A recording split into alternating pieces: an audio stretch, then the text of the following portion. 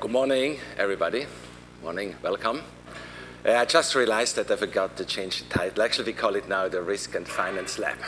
We had to change the title because it sounds a bit more sexy. But it has also, if it's a Risk and Finance Lab, then the focus is on risk only. But finance is more than risk. So that's why this title is actually a little bit more true. We talk about financial analysis as in the full extent. So, but welcome to the Risk and Finance Lab. And lab, that was, of course, a very important item because it's really a lab. So you really do a model and you work on it and so on. Actually, this room here is not so suitable for a lab, but we had to choose it this time because we are doing, we record it. And for this, I just have to give you a little warning. So in case you don't want to be seen in the video, so from your back, maybe so you have to go a little bit outside there, so that we don't get sued for recording you. So that I have to do. On the other hand, it will not be available for you to look at because I don't have time to edit. I do it for something else. So you still have to attend the lecture. So that's, I hope that doesn't bother you. Yeah. So I will start with a short introduction. My name is Willi Brammertz. I'm coming from the real life, so to speak. I created actually the software which you're going to use. That is my brainchild. So it was based on my doctoral thesis, which I had here. And everything which I'm teaching actually is about that, the principles and why it's built like that and not like that. So that firm was called IRIS, Integrated Risk Management, and I sold it in the year 2008. I remember the date, I think it was the 28th of August. That was when the Dow fell 11% on the very moment we signed. So I sold it, so I don't have any vested interest in the software anymore, but still we can use it thanks to FRS Global. This is the firm who has bought it, so you can use it. So you will get then a software which is sold for millions of francs on your PC for a while to use. So it's the same software, exactly the same software, which is used in big banks to control the bank itself. You will make just a smaller model, and smaller means much less data. But if you choose the data correctly, then it represents the whole bank. So instead of having 100,000 of the similar contracts, you will have one. And that is even better to understand because the math makes it more difficult. So I solved that, and so I have time to spend some time at the university and teach and doing things like that. Yeah. Would be Yannis Akitsidis. He should be here. Maybe he's coming. No, he's not yet coming. Yannis, he was working at my firm, and he stays. So he is still with FRS Global and is promoting that product worldwide. Just for example, just recently, Swiss Re bought the system to control their risks. That's to understand in which level. And it's used in many, many big banks. But sadly, I can say some of them failed as well, like HBOS, Bank of Scotland, and so on. But I must say, they didn't fail, of course, because of the system. They didn't follow maybe what the system taught. But the system helped them very much in the crisis. It was the system where they still understood what is happening in the bank. So the system was heavily used, actually, during the crisis to understand where the cash flows are, what is happening in this bank, which is a very difficult exercise. This is Yannis. Hello. By the way, since we are recording, this should be always on while I speak. If I forget it, could you remind me to switch it on? So otherwise, I don't have it recorded on my day. Maybe Yannis, why don't you introduce yourself? I'm just finished with my introduction.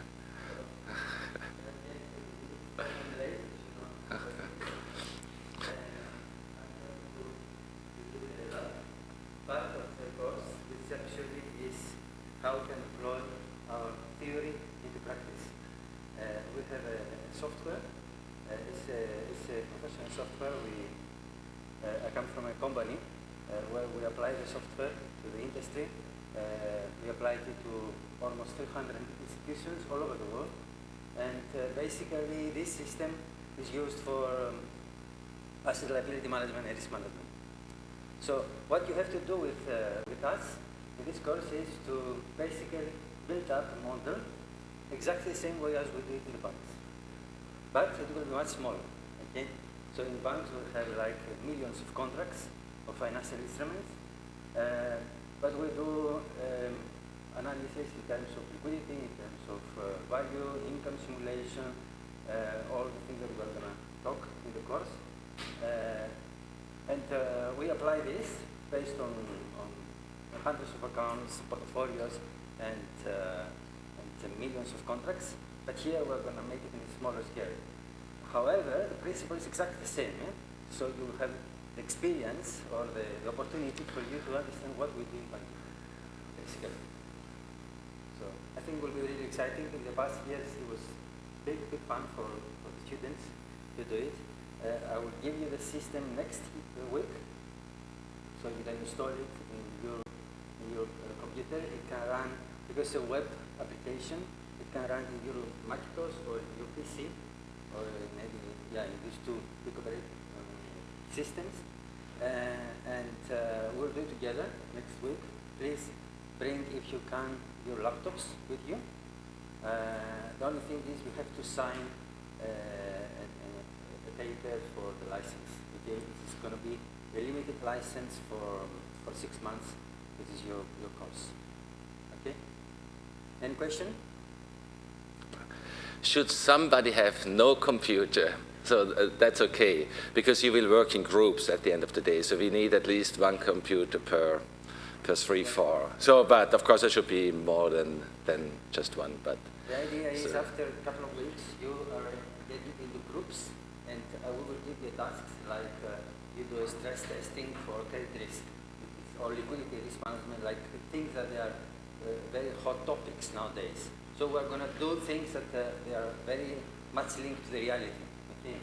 So we will tell you, give you a task, and then as groups you can build up the model, of course together with us. Okay, that's the idea. Okay. Okay, thank you. Next week, laptops, and maybe sometime if you will come a bit earlier, I will come earlier, not be late. Earlier, so we can start installing the system. Okay? Yeah, and we will do it then during the pauses and so on in the next week. So, and maybe take some special time also after course.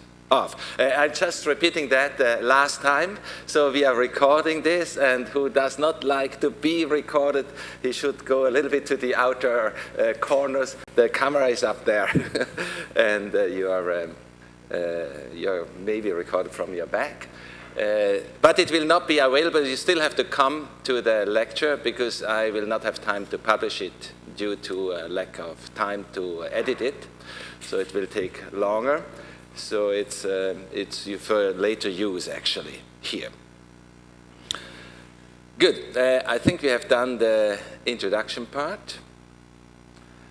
Now we come to the what is this lecture about. I think Yanis has already showed, has talked about the models, and I think most of you probably came for the models. But, and of course that's very attractive to do, but what we really want to achieve is a good combination of good theory and praxis. And that's normally the lack in banks. Bankers always want to go to the bottom line, show me the result. Now, here we want to hold it back a little bit and say, how do we come to that result? What are the steps behind, that we really get that? So, and I think it will help you very much. So please keep that patience, and I think even the theory is interesting. And if you will see then the theory and the praxis in the software, so which is interesting in itself. Yeah. So, so you should understand then the core IDs, the data structures, and the analysis tool. and we will apply it then starting from next week or 3 weeks later. Okay. So the organization of this course. So we have about 4 or 5 topics: student enrollment, script, syllabus, workshop, interaction, and how do we do the test at the end of the day.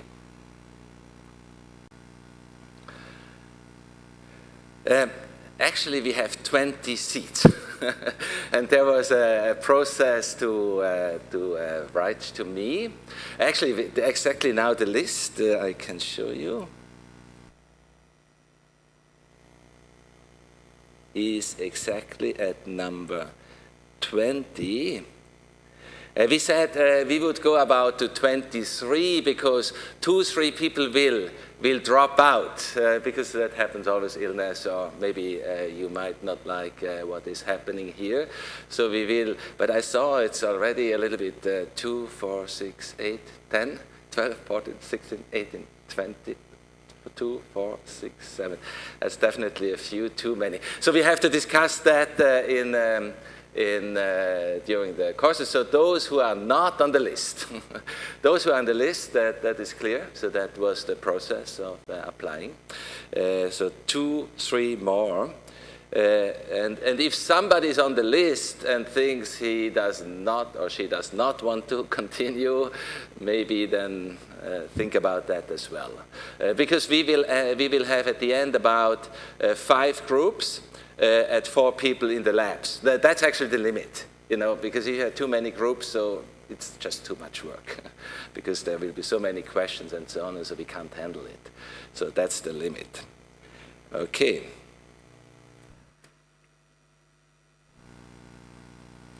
Yeah. You all who applied got these 3 questions. I mean, this is not the high demand. My worry is only that the worst would be if you have here people who only understand mathematics and nothing about finance. So that is basically what we want to have good mathematicians here. You know, that nothing against that, but not this aloof type of mathematics. So the request is you have to understand basic financial stuff, which is first of all you have to know at least the principles of bookkeepings, because when we do analysis, that's always linked to these things. You know, you have to know where the things are. You have to know the basic principles of banking, meaning what kind of products do they buy and sell. You know, so because these are the products which we model. So at least you have to have your own saving accounts at the bank, so that you understand how saving our current accounts work. And then also a notion of valuation. I think that's normally well met. So that how is the idea of valuation happening? So that's how far we want to go, and the rest is basically all here. And those who have enrolled with me, who have sent me an email, still you have to enroll the normal process. Huh? So this normal enrollment is still necessary. The script. Now the script is on one hand the book here, and actually you see the link down there. There is a electronic version of it available. I know you can also steal it from the internet. Actually, students have shown me that they have stolen book, and without being ashamed. So now I think so it's not that expensive anymore, and we don't earn anything. But I'm worried about these printers who are doing that. So it's there's an electronic version. I think it's about 30 euros or something like that in the electronic version. So that's really the part of the basis. So it's we follow actually almost really chapter by chapter. We leave out some chapters. So that's the script. On the other hand, then we have a website called here unifiedfinancialanalysis.org. On that side, actually it's not seen on the left side, you have yet the little table of content, and the part you see actually up here, then home teaching support, that's the thing you have to click on, lecture notes. Then you are here, and these are the notes. I keep on updating them. So for example, lecture 1, 2, and 3, that's updated. So lecture 4 will be then updated before somewhere next week. I go over, change it a little bit. But even if you have an older version, the one from last year, it's still, it's not a big change. So you have all the lecture notes there. And I think also you put things for the model and all that. Huh? Yes, it will be another one with full information about the model. Because the model basically is not quite accurate.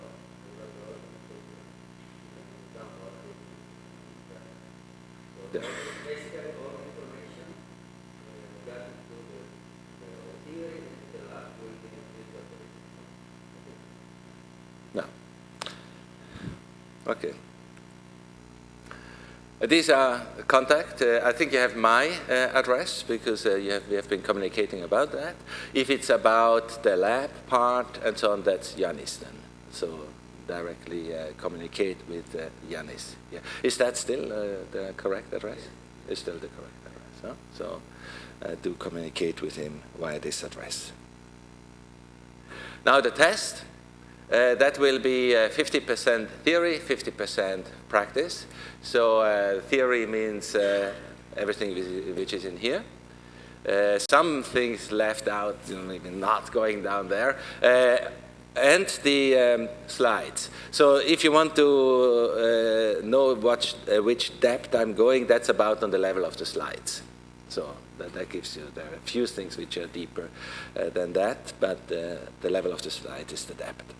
So actually, the students so far judged the test quite fair, because I wasn't asking crazy stuff. I really want to know, have you understood, the principles and so on, not a crazy formula, maybe which you have to remember or something like that. So it's about understanding the principles of finance. And the second thing will be then the workshop, so that will be a common grade of the group. So, and it's 50% each, so that gives the final mark.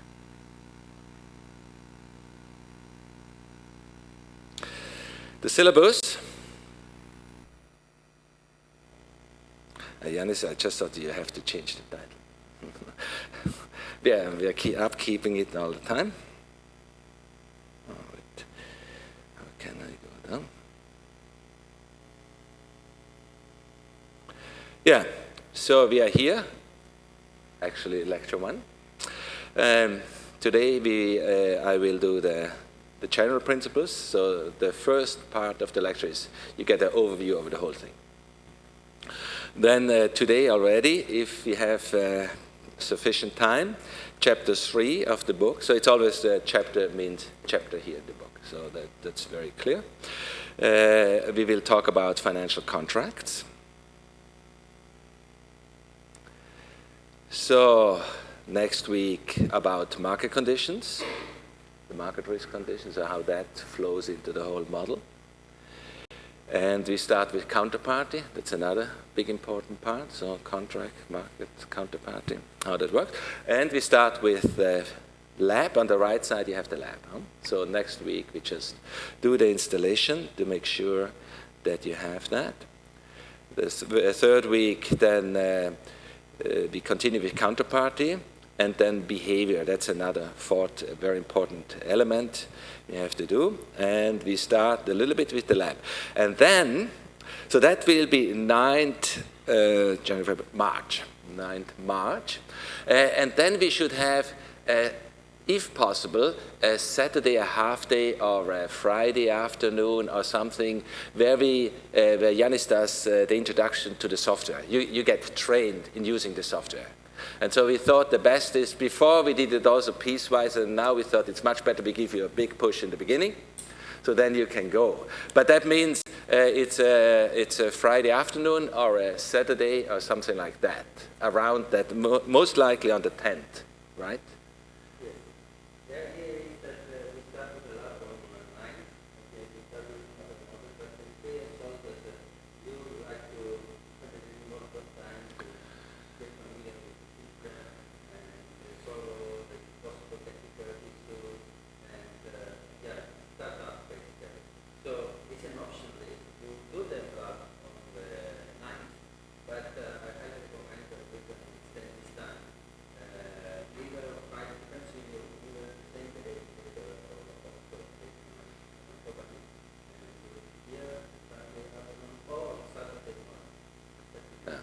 Does somebody have problem on the 9th and the 10th?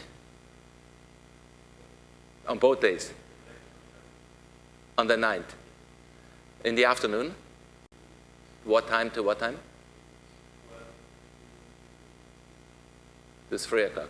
Okay, that we could maybe handle yet. So you're the only one? Somebody else? Ah, 1, 2? Okay, now there are suddenly quite a few. Okay, so then we will adjust. Is Saturday fine? Okay, so that would mean, so I think we settled already, huh? No, Yanis, they have to. I mean, how are you going to build a model? No, I think you have to come because it's really it's the basis that you can work with the software, and it's good if you know it from beginning, much so you get a push and you can go on. If somebody can't, I mean, that's another question. So but otherwise you really should.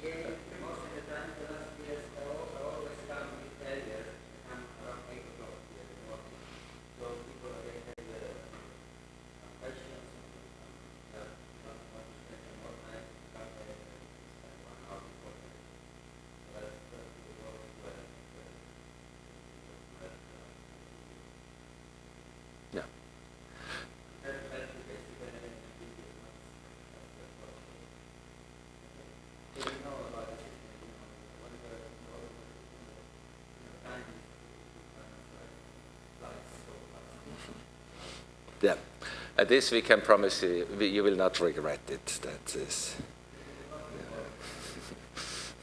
Okay, so that is that lab. We have said now it's 10th, huh? It's the Saturday.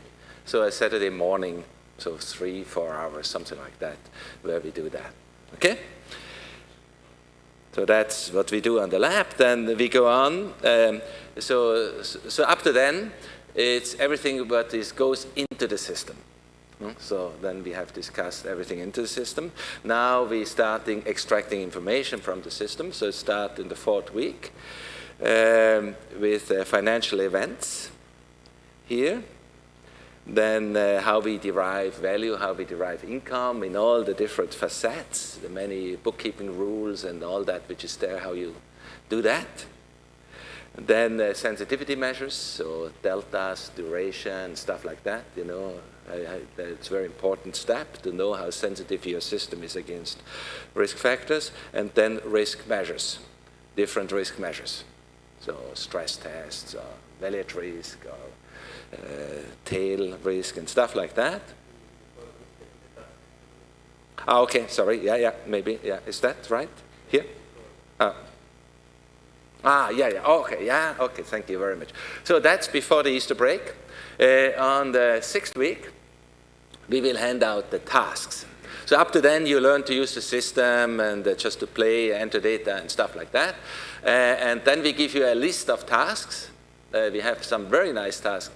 For example, you are a regional bank and you want to make an interest income forecast under different scenarios. So how are you going to do that? A relevant one. Or you have to do a liquidity risk analysis according to FSA or Basel III, something like that. So how are you doing that? So you get really in touch. And if you know that, you will be in front of many bankers who are just grappling with these problems here. Basically, the tasks that will be based on what we're doing now in Python.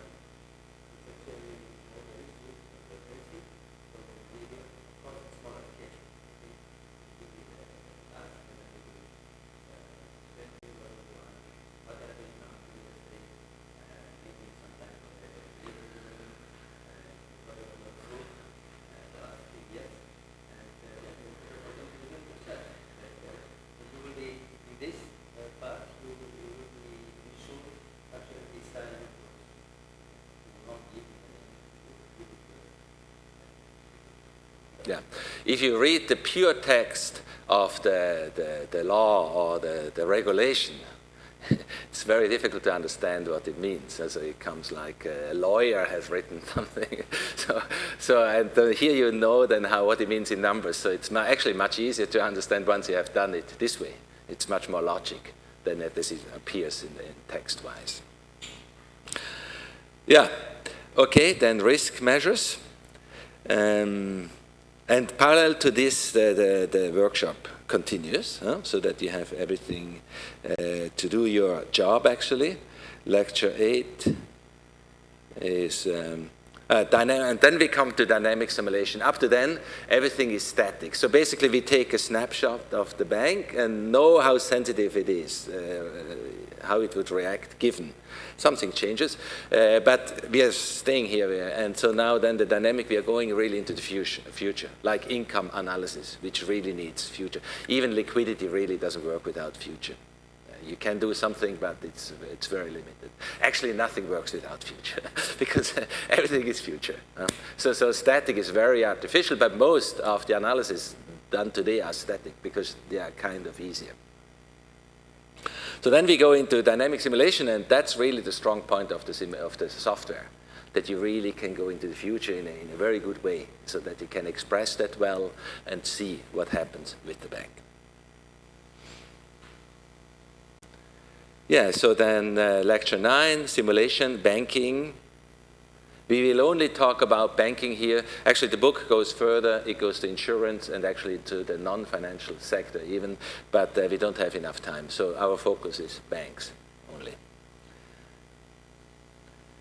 What was that? Okay, and then in the 10th week, that should be the last lecture. Maybe it goes 1 week later, depending on how much time it takes for me to do all that. But then, given we are done at the 10th week with lectures, so then from the 11th week, it's just lab. So we work on the model, on your model. We help you, so we do not just give you a task and here you go. That would be too difficult. So we help you to do the model and to do a good job. And yeah, so you have these labs, and the 14th week, that will be just after the when the semester is over, on the 8th June. So we will then meet in a room, and you will present your results. Any question here? So feel free to ask. Okay. So, oh, yes. Where or when? 8th June. What is the same day? Yes. Okay. Yeah. The test will only be about half an hour or something like that. Half an hour, maybe 45 minutes. Yeah.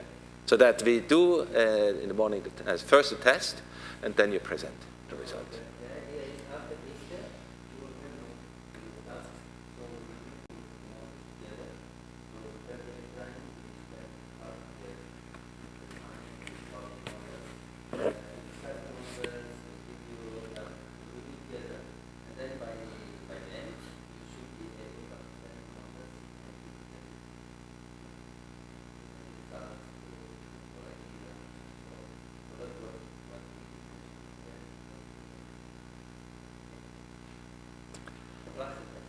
Yeah, plus I think you even get some sandwiches as a reward for your work. So we are coming to lecture 1 and 2. So lecture always means also chapter, so it's fully synchronized. So we know here. The history of finance seems to be closely linked to writing. That's a bit astonishing. So I would have expected writing was closely linked more to religious activity or something like that, but it's probably bookkeeping, kind of bookkeeping, which triggered writing. So this is one of the earliest tablets found somewhere in Mesopotamia, and very stable. So actually that's also an interesting note, that the most stable writing thing, they were the oldest ones, so since then we got only lighter, and things are destroyed very easily, so these are really stable. So what did these people do? They probably, this here could be, I think it's a maybe a goat or something like that. So you would register, you know, how many goats you have given to somebody and maybe at what price and when do you expect it back and so on, and all the conditions. So that's what business is. You do something and somebody else does in the future something, and you have to know under which conditions you're doing it. So it's on the timeline. Now, maybe if you have one such tablet, it's fine. If you have two, you know, and finally they found stacks, houses full of tablets, so which is probably very difficult then to figure out finally how many goats you're going to get. So it was very, very difficult to handle it over time. So and it stacked up. And then about in the 12th century, in the not so dark age. So they started to, with the art of bookkeeping, actually in the Italian northern cities, so Venice, Florence, and so on. So and each city had its own bookkeeping. So there was the bookkeeping according to Florence and according to Pisa and stuff like that. Till then, that was about 1492, I think he wrote that book. That is the Franciscan monk Fra Luca Pacioli. I hope I pronounce it correct, if there is some Italian here. So I think it's Pacioli. He wrote that book 1492. It's a very interesting time. Maybe imagine what happened there. I think 49, Columbus went to the US, then we had a Reformation. It was quite bubbling then at this time. And he wrote that book called Summa Arithmetica Geometria Proporzioni et Proporzionalità. Again, not correctly pronounced in Italian, but it doesn't sound like bookkeeping, huh? So it's all sounds very mathematical. He did all these figures, you know, these regular figures like the football and all this kind of thing. But the chapter number 5, I think, was about bookkeeping. Actually, he formalized bookkeeping, so all the different types, and what he wrote there is true to today. So nothing really changed. So they introduced the idea of assets, of liabilities, of equity, of profit, of loss. So all the necessary principles which we have to understand in order to understand bookkeeping. So it was a huge progress. And some people consider this to be one of the big progresses, like the compass or the typeset printing and so on, which probably I think it belongs into this category, because it really helped you to get an overview over your wealth position, basically on a sheet of paper, if you have a balance sheet. Huh? So it melts down, and you have some understanding, you know, what you owe and somebody else owes to you, etc., which is a very big progress. So I think the only addition till in the modern ages is the capital flow statement, Kapitalflussrechnung. I think that came a little bit later, but all the rest, nothing changed. It stayed the same even to the appearance of IT techniques in banks. And so here we have to understand how it happens. Because one of the laws, Pacioli, he mentioned to bookkeepers, he said, you know, never go to sleep if your balance sheet is 1 cent off. So it has to tell you, you miss 1 cent, you know, you have a sleepless night. So you go through all things, you know, because 1 cent could mean a million plus and 999, whatever, minus, you know, something like it could show a big error, actually. So it caused a lot of sleepless nights to bookkeepers, you can imagine. And probably the very first guys in the bank who wanted to have their problem solved were the bookkeepers. And that was also where IT came into banks. And that's a very easy thing, you know. The software can make sure that you always have a booking on the asset side, on the liability side, and all your credit and debit, and so all your sleepless nights are gone. So it balances basically automatically, unless you make another blunder in your program. But it's theoretically very easy to give good nights for the bookkeepers. So, but that had its influence. Now, the whole thinking in finance also started with this idea of bookkeeping. And from there, they branched out. The first thing they got to is then transaction processing, meaning where your accounts are kept, your saving account, your current account, but also your mortgage and swaps and futures or whatever you do.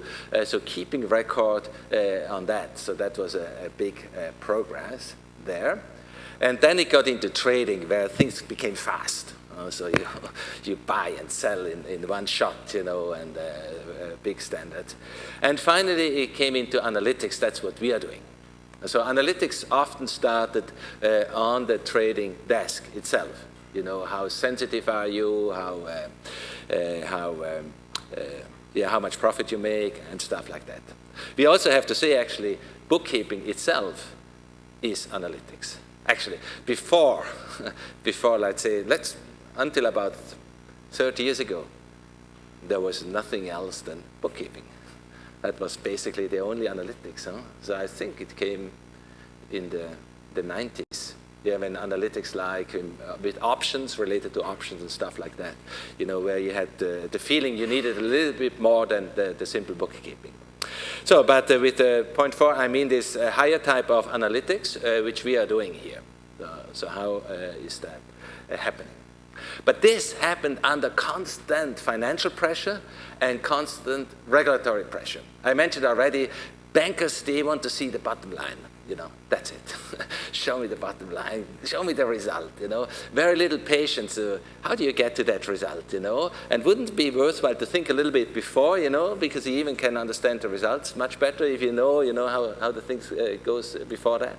So that was there. And then the regulators. They have a new request, and that throws up the whole bank, like Basel II. I don't know. There's billions of francs, which are used to solve that, in my opinion, very tiny problem. A very tiny problem, or the year 2000, stuff like that. So that guaranteed bad systems. That basically guaranteed chaos, which we observe today. Let's look at the history, a little bit of analysis now. So I'm forgetting the part which went before, and see. So how did that work in analysis? One of the very early analysis outside the trading was asset and liability management. Asset liability management, that really measures all assets, liabilities. Also the off-balance sheet, actually it measures everything.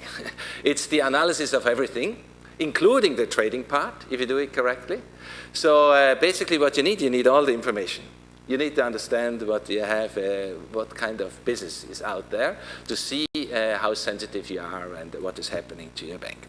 So if you do a system like that, you need the data. So where do you get the data from? That's in the transaction systems. So you find your saving accounts, your current accounts, your mortgages, your kind of liabilities, your bonds, but also your futures, your swaps, your options, also off-balance sheet, even guarantees, things like that. So whatever can impact you financially, you find in these systems. Now, in the early days, let's say in the 90s, those systems were quite shaky yet. So you didn't really find everything. So you had to then improve them. But today, you basically find the information in the system. I don't think, at least in Switzerland, in Europe, I don't think you find a bank where the data is not there, somehow. Somehow, but somehow there. Yeah, okay. So there we have all the data in the system. And so now we have the first analytical need. Say, I want to do a liquidity gap. We will learn yet what that is. So what did you do? You wrote an interface to system number 1, system 2, 3. You wrote a lot of interfaces. So you had to go to each of the things and extract data in a very orderly way. Then you had system number 2 and 3 and 4 and 5, and what happened? So you ended up with a lot of interfaces. So every system was interfacing every system, basically, for analytical needs. So people thought, that's not really efficient. So the next move came. Can somebody imagine what was the next move when we had this? And by the way, the lines were not that straight. It was more spaghetti, and nobody understood anymore when to change what and so on. You know, all the consequences was impossible to manage. So you had an overview. The next step then, maybe here. So you ended up with n times m interfaces. N systems, m sources, it's a lot. It's getting quick. And each interface, you know, that takes many years to build, often. So it's, so imagine, and then to maintain, that's even worse. So the next step was data warehouse. Probably you have heard that term. So I said, yeah, look, instead of n times m, we can get n plus m by putting something into the middle. So let's put all the data into the data warehouse. So we have n interfaces, and we have m interfaces plus m, and now everything is served. It looks much more elegant, and looks very convincing. So n plus m interfaces should be a real progress. But what happened in reality was something really different. That was the promise of IBM. But these guys normally make money by making a bad solution, keeps you on going business, like SAP, for example. So what really happened is they basically just copy-pasted the data from the source systems into one big, so it was a technical unification. Okay, there was some unification, like the dates were the same. You know, day, months, or months, day, and stuff, all that. But this is tiny. That's nothing, actually. But imagine, for example, in each system, independent whether it's saving account, option, or loans, or whatever, the term notional is very crucial. The notional amount of it. That drives a lot. And there's a clear definition. I think everybody understands in a bank if you say notional. So we never had a problem with that term in reality. And I've been in hundreds of banks. But if you go to the systems, you find endless names for these things. Notional, principal, capital, current principal, and you know, and sometimes even strangely stored as a percentage of something else. Then you have a percentage number suddenly there instead of the total, and crazy stuff like that. And these IT guys, of course, capital, principal, you know, these are two things. So you store capital here you store principal, and so on. So basically, you have the same cows in the database, in the data warehouse, than you had outside. And if you went to interface these data warehouses, what I always liked, I like to bypass the database and go straight to the sources. Was much more efficient because something else happened. So people moved everything, a lot of stupid stuff, but then often they missed the deciding things. They got forgotten, you know. So a few things were missing, and often, you know, really central stuff. So it was much easier to go straight to the data, to the source. But often you had to go via the data warehouse because that was the pride of the IT guy, you know, the data warehouse. So you had to use it and make sure that you don't rename it, that you always refer to this system. But what you did then, basically, you, first of all, we analyzed these systems up here, and we analyzed down here and thought what was missing. So we completed the data warehouse. And then we went, and then we had basically the program branched and said, if the data comes from this source, then do this and this. Else, if it comes from this source, then do this and this. So basically, yeah, what you had before in spaghetti, you had now in if-then code.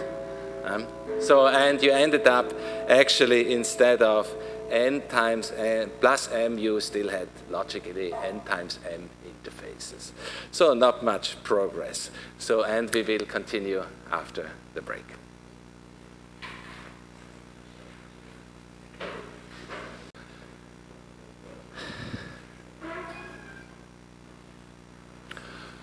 Okay, we said before that data warehouse didn't keep their promises. That was a pure mechanical exercise or technical exercise, moving data together on one heap. But that usually they made from a lot of small heaps one big heap. And normally the big heap was worse than the small heaps. They were better organized almost here. So now let's assume we haven't done all these errors. They would have had a really correct semantic. You know, that there's one word for nominal, what we said as an example, or notional, however you want to call it. It's one word and one definition. There are a lot of even definitions possibilities. You know, you can say an asset is positive or negative. That's a question of choice. Now, once you have decided, and sometimes you have in some systems a mix. Sometimes it's positive and sometimes negative, then it becomes very difficult. So all that would be solved. Huh? So we know now each attribute, it has a clear semantic, a clear meaning within the whole concept. And we have put it into this, what I call now ideal data warehouse. So nothing of those problems. So now, would that be the solution? So would that be it? Now really, you know, the data has one meaning, and sounds pretty convincing. But what happened is the following. So we have now the data there. I just took out the transaction data, so the data is there. Don't need the transaction data anymore. And now these are the analytical concepts. We do a gap, we do a value at risk, we do whatever. So, and because we have now one data source, so we push out the data, and we compare whether they are consistent. Now, what is your estimate? Will it be consistent? Will it be not? And of course, I think you hear it already from my voice, it will not. So why is it not consistent? What could be the reason why it's not consistent? Anybody a clue?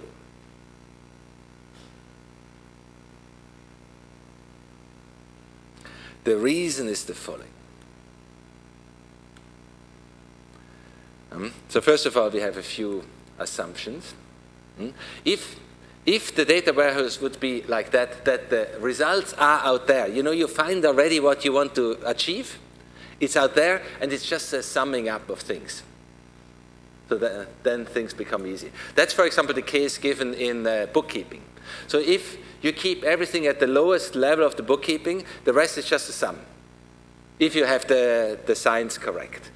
Otherwise, you have to deduct sometimes. But if you have correct sign, so you just have to sum, because it's a tree. You know, always the lower branches, they go up to the total, and there's no problem. That's the assumption which holds under traditional bookkeeping, and I think this assumption has creeped into the further thinking. It has never been purged in more complicated cases. The reason why it doesn't hold in these cases, let's assume these are the type of analysis we want to do. An MPV, a value at risk, a credit risk, a funds transfer pricing, an IFRS bookkeeping report, some other report.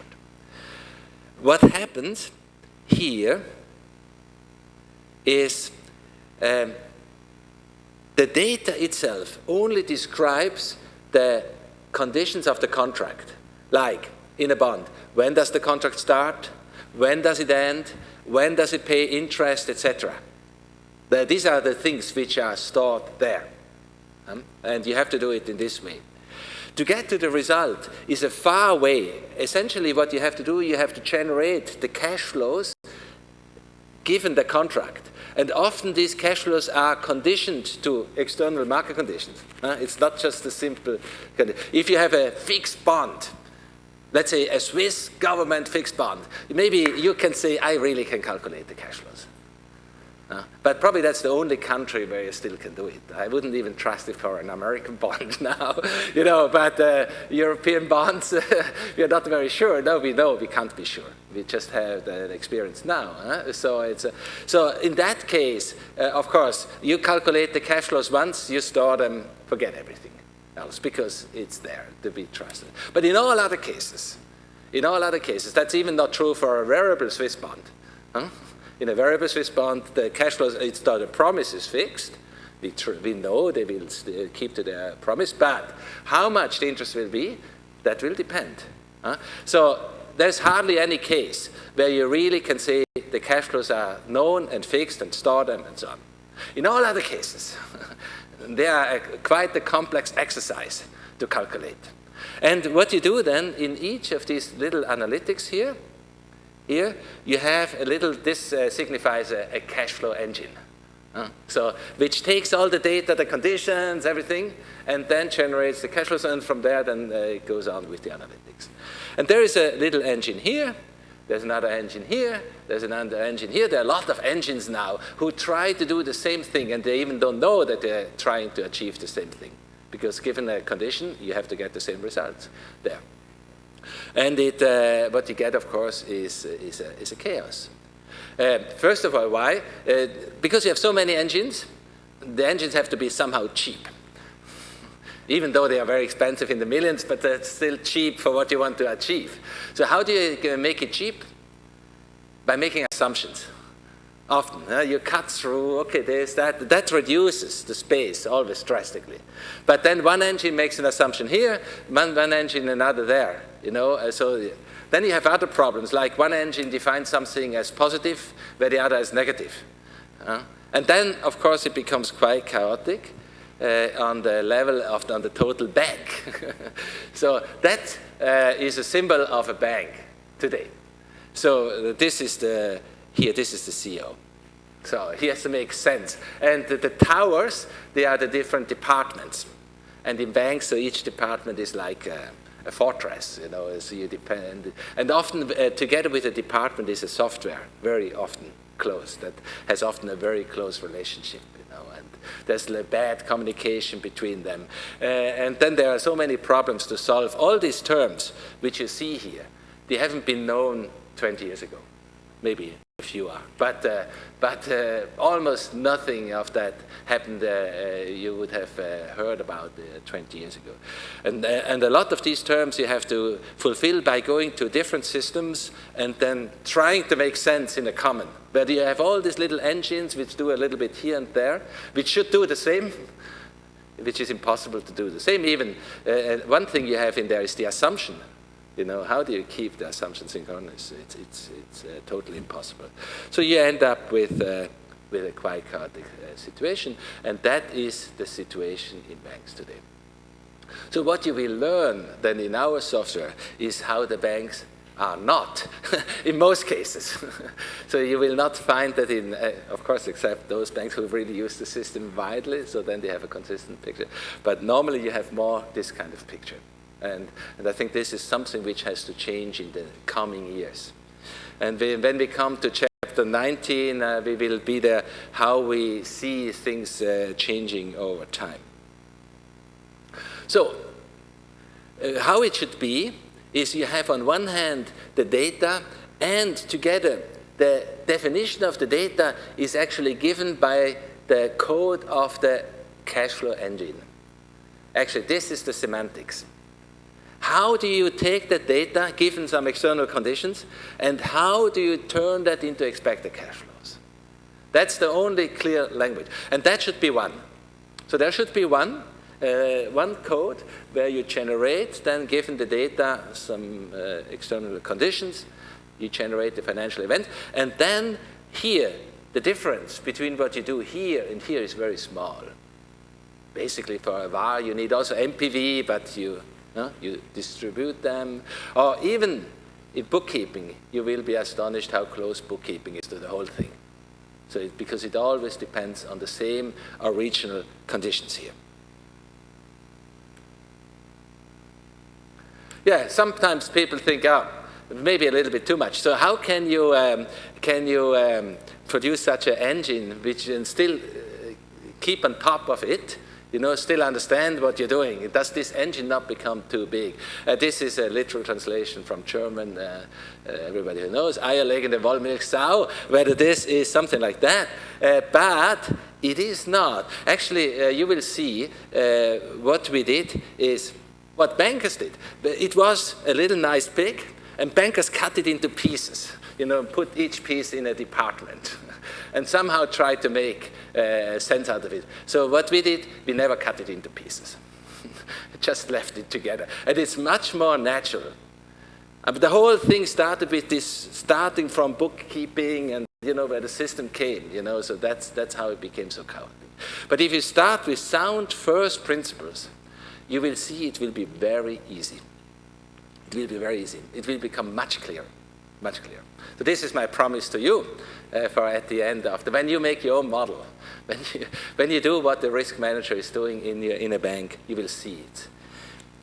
There will be some difficulties, of course. There's still enough to learn, but the principles are really easy. So what we really construct is more something like this. Here, it's a cockpit, consistent, where you basically see, you don't have to move your head, essentially, maybe your eyes, but you see what is essential, and it is consistent. And it is consistent. Imagine you would have in a cockpit for the left wing and for the right wing a different system to measure, say, temperature. And one system measures in Fahrenheit, the other one in Celsius, and they make a little error and so on. You get 52 on one, 58 maybe. What does it mean? Never a pilot would accept that. So you want to have a single definition and so on, and you want to be clear that on the left wing we measure the same on the right wing, and that will help you to fly much better. This is what we try. Yeah. I have been already hinting sometimes at bookkeepers and other, and I like to mention bookkeepers. I know there's some little resistance. I was a really, let's say, very aloof of bookkeepers. Bookkeepers, with the sleeves like this here. Who wants to be like that? And of course, nobody wants to be like that. That's not our ideal. So you didn't probably come here to be this. Actually, this is what we're doing a little bit more efficient. So the machine is doing it for us, the computer. But we shouldn't be that aloof of bookkeepers, really. I think they have a lot of wisdom. And of course, we maybe like to be something like that, and that is like the other extreme. You can be too mathematical and you might have a very precise model. But what you then do not realize, if you have this highly precise model, how small the world is which you describe with it, how limited it is, And I think this kind of, although the bookkeeper is maybe not mathematically highly educated, he can sum and deduct and percent calculation. That was the highest of the mathematics about 30 years ago in banks. But they have the feeling for that the whole thing is a flow, and some additional risk and so on. So they are the two extremes. But we should really cover the gap, and we will see that they draw from the same source. Especially if you go now in modern bookkeeping with IFRS, it's very much the same, it's very obvious. But even it was true before that. Although the bookkeeper had the chance to make shortcuts. That was a possibility, which helped him to be faster. So I like this one. So it doesn't take a rocket scientist to figure out this stuff, but it does take a scientist. And this is what I really want to achieve here. For me, the right type of science is to use the right tool at the right moment. I'm a fan of mathematics. I'm not a mathematician myself, I'm an economist. But I did some mathematics, but you're probably much better than me in that. But I feel that there are areas where mathematics makes a lot of sense. And there we should use it to the max. But then there are areas where only intuition helps, because the problem is, was I starting too early?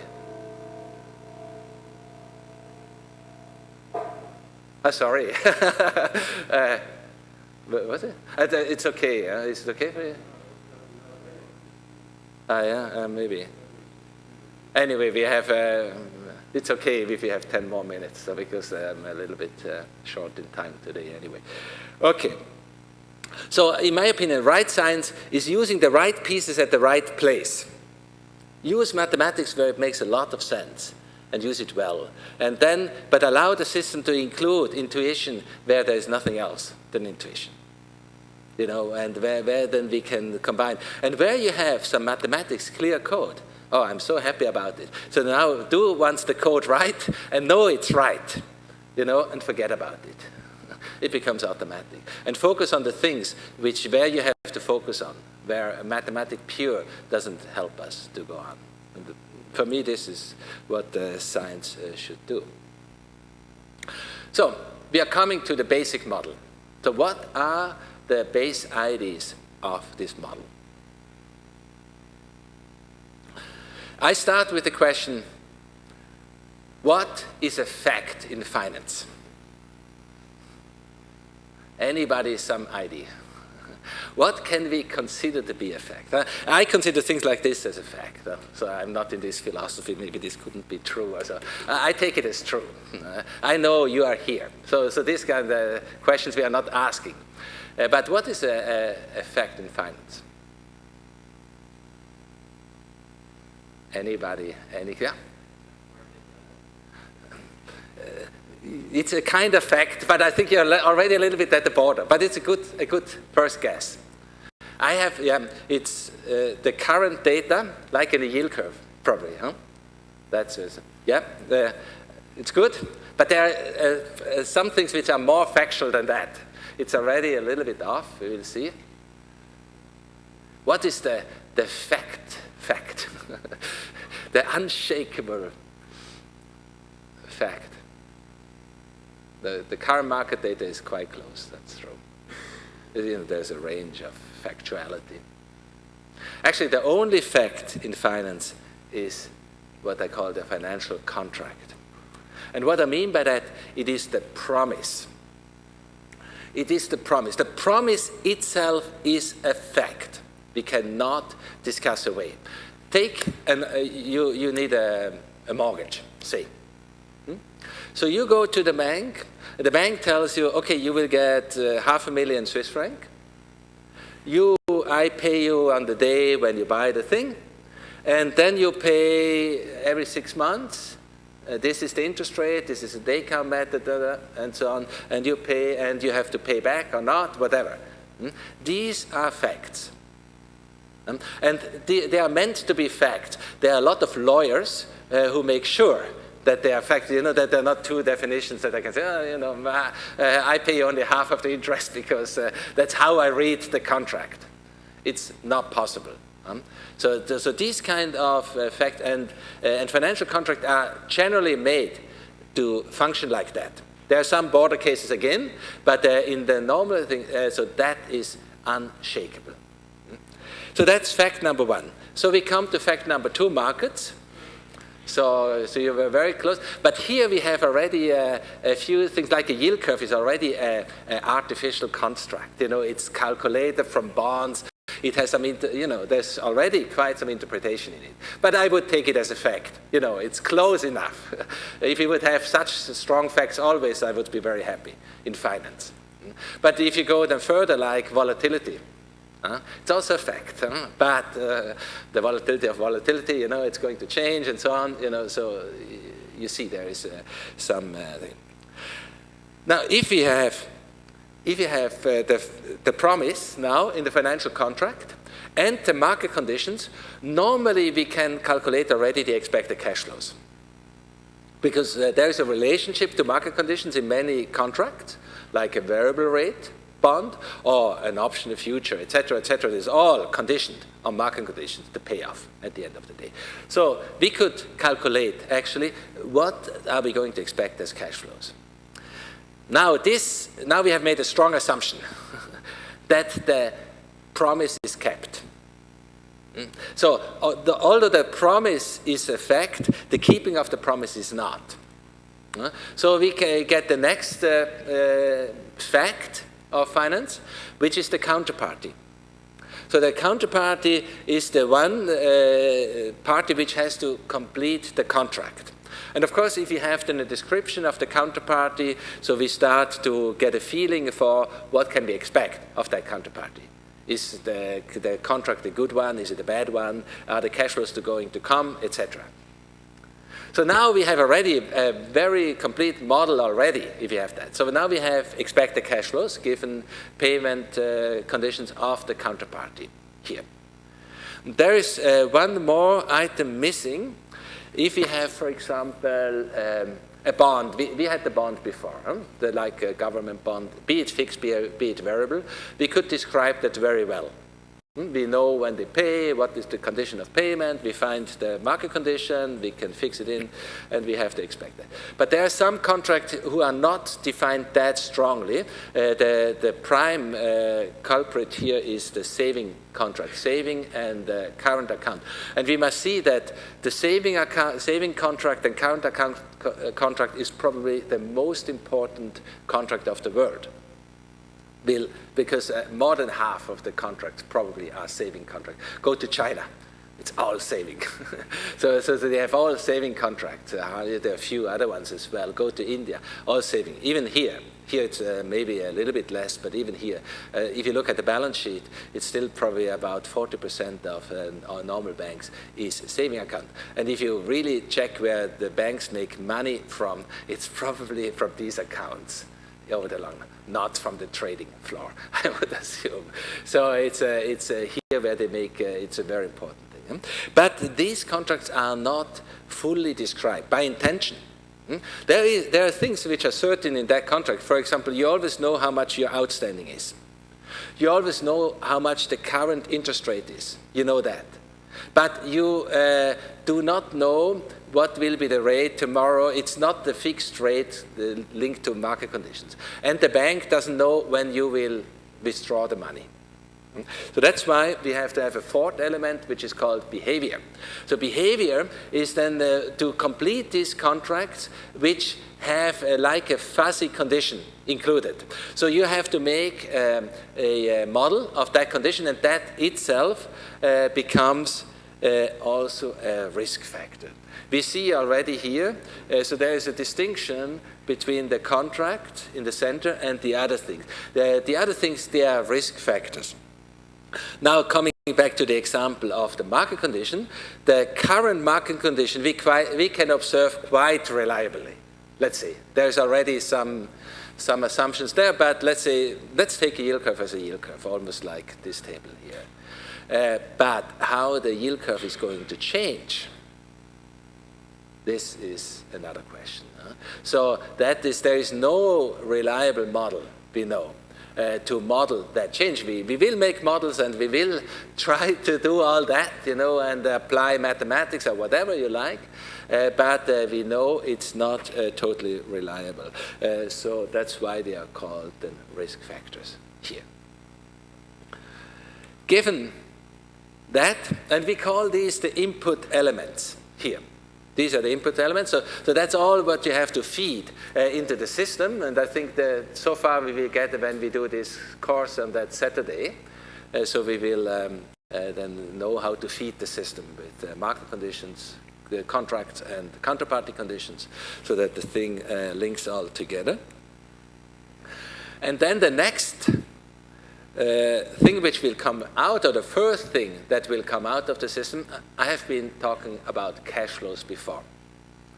But that was a little bit too quick talk, but it's easier to talk about cash flows, so that's why everybody understands cash flow. But what we generate actually is financial events. So financial events is reading the contract along the timeline. Now, if I have the fixed government bond, so there, the financial event is also a cash flow. I have basically only principal payments and interest payment. So that happens over time. That's it. But if it would be variable rate, then I would have a financial event called rate reset. That's an important event. It will trigger a lot of analytics, so it will have a big effect, but it's not the cash flow itself. Of course, it will affect the cash flows downstream. So the next interest payment is depending on that. So that is what I mean by financial event. So a financial event is actually reading the contract along the timeline. Actually taking the text of the lawyer and saying, every day go on, say, what do I have to do today? Something happening? Yes, no. If no, go on. If yes, look at what the contract says. Execute it. put it. For example, another event which is not the cash flow is the option settlement date. So, about 2 or 3 days before the option is really paid, you already observe the market condition. You calculate how much is the payment, but the payment happens 3 days later. So the cash flow is in 3 days. Maybe a few days later if there is a Saturday, Sunday in between. So it moves to Monday or something like that. Okay, that is an important distinction here. Normally people jump directly to cash flows, and why we should not directly jump to cash flows we see here.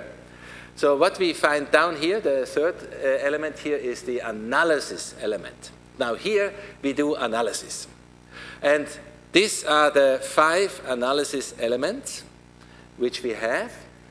On one hand we have liquidity here. We have value on the other hand. And these are the 2 main types of analysis. Then from value we can derive income, or you could also say we have income and then derive value. But the picture is nicer like that. And then we can derive from value sensitivity. The sensitivity is how this value changes given a change up here. And then if we fluctuate these risk factors here, we get risk. So here symbolized by value at risk, by earning at risk, and liquidity at risk. But it's all risk. So it's the fluctuation of these things above here.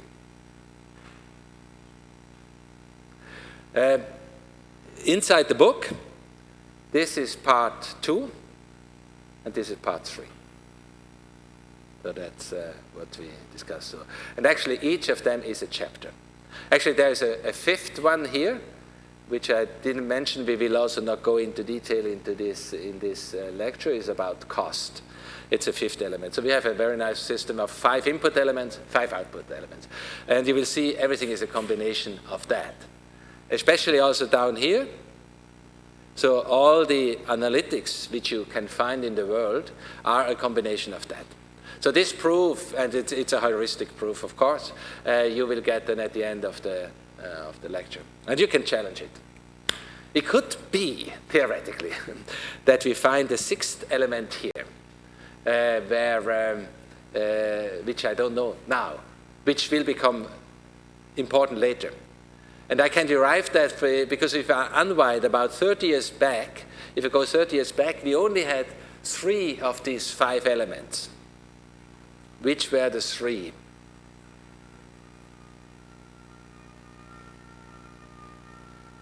It was value, that's the balance sheet. It was earning, that's the P&L. And it was liquidity in the cash flow statement. That was all what we had. And sensitivity, the notion of sensitivity came only up with option pricing, basically. And then it came into normal banking as well. And risk came up 20 years ago, at best. Actually, really 10 years ago. So that's why I can imagine a 6th element to come. So I wouldn't say that is not possible. Today I haven't seen it. So today all the analytics are combination of that.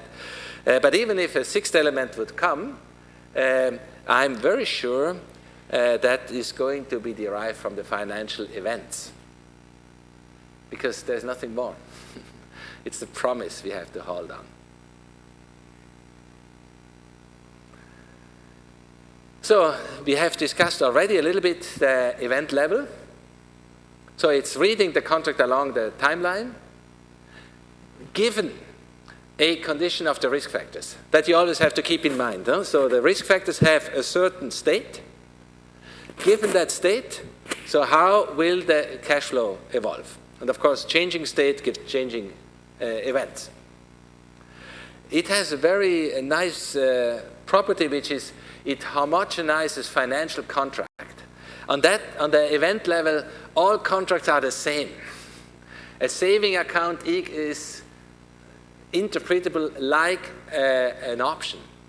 For example, if I have in a saving account where it overlaps, of course it doesn't overlap fully, but there's a certain overlap. For example, the notional if you are on the event level, the notional of the underlying of an option has the same interpretation as the notional of the saving account. Or an interest rate of the underlying of the option has the same notion as, and so on. So it becomes very homogenized. So once you are on that level, you almost can forget what happened up there, further up in the pink stuff, and in the blue stuff, and you can. The event level, I would call rock bottom of finance. That's finished.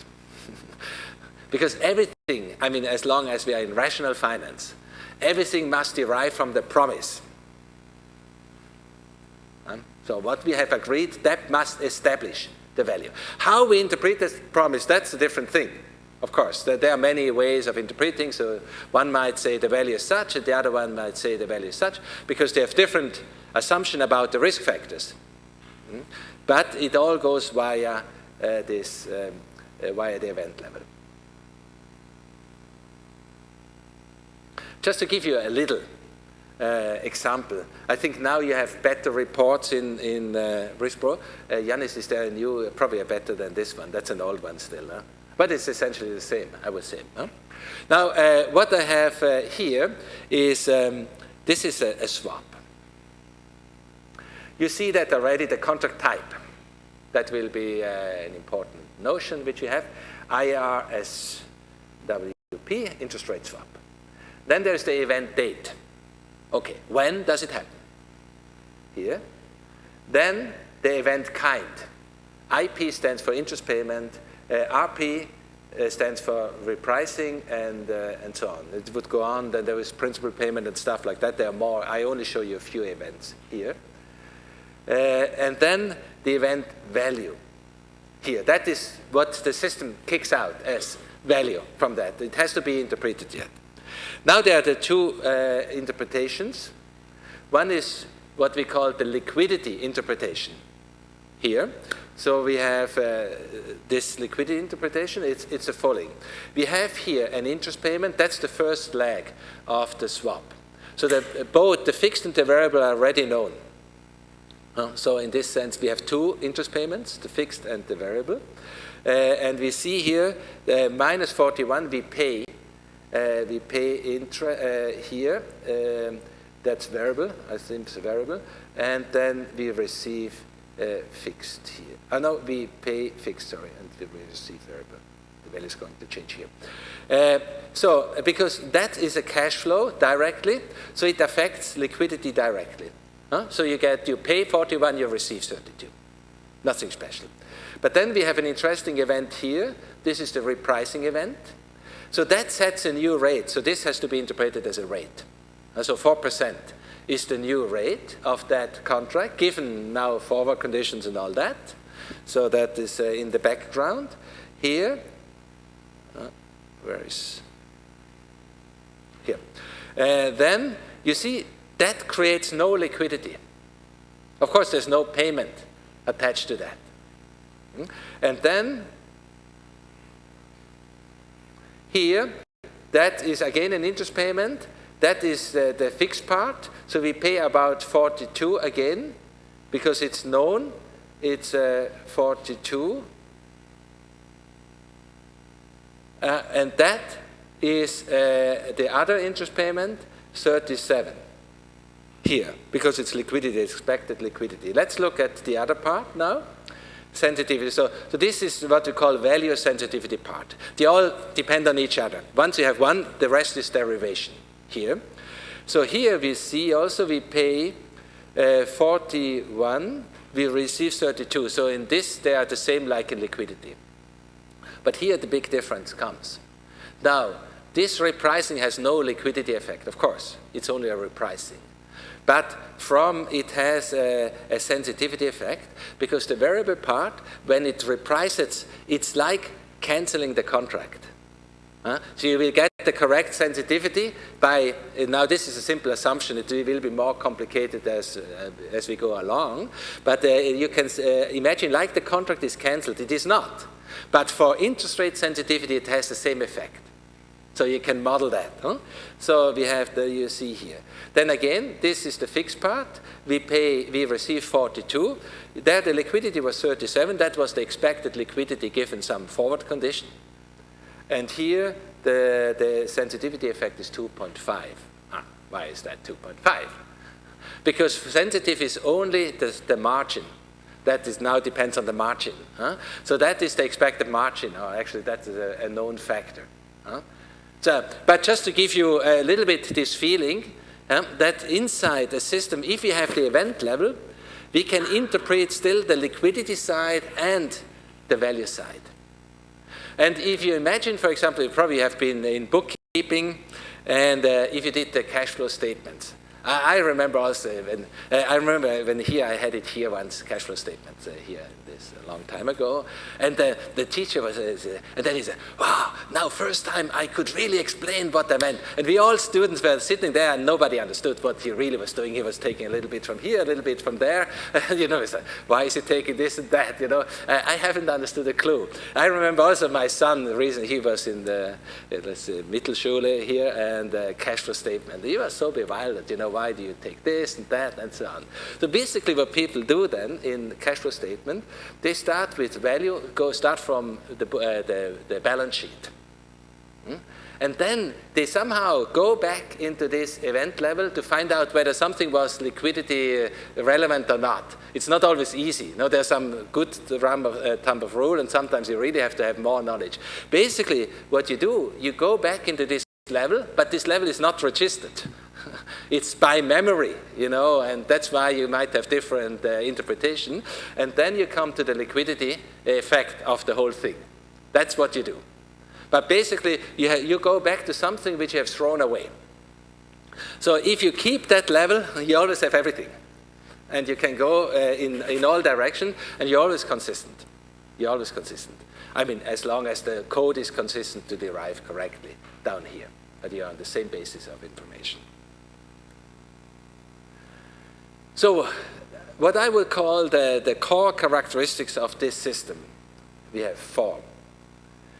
So first of all, what we do with the system, if we build it like this, we have separated input from analysis element.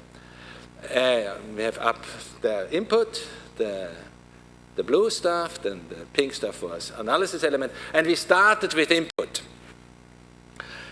Second, separation from hard facts from the rest. So encapsulating what are hard facts, what are softer facts, and so on. Building it up in this way. Completeness, as I said, it's a complete system. Once you have that, the rest is combination. And what is also very important that we reach all that is because we have given a pivotal role to the financial contracts.